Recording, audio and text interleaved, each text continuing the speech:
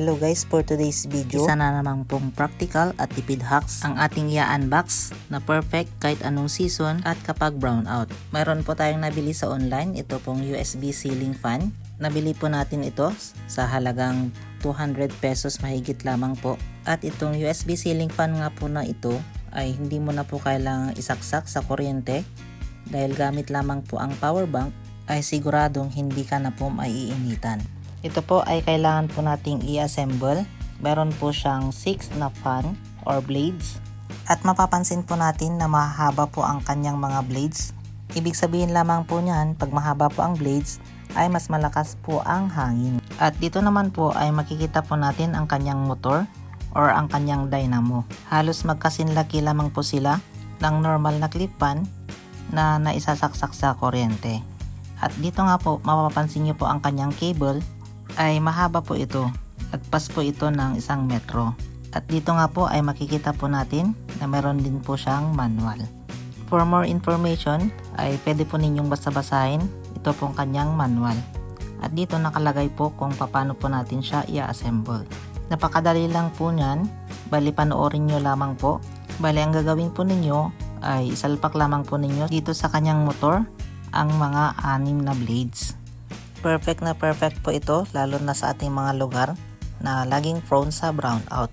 Ang kailangan lamang po natin ay power bank. Ang isa sa kagandahan po nito ay matipid po siya sa baterya ng ating power bank. At nasubukan ko na nga po ito ng magdamag. Bale, meron po akong power bank dito na 30,000 mAh.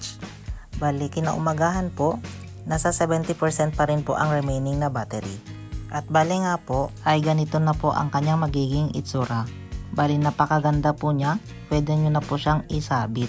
At ngayon po ay pwede na po tayong kumuha ng power bank para ma-testing po natin at para makita po kung gaano po kalakas ang hangin na kaya niyang ibuga.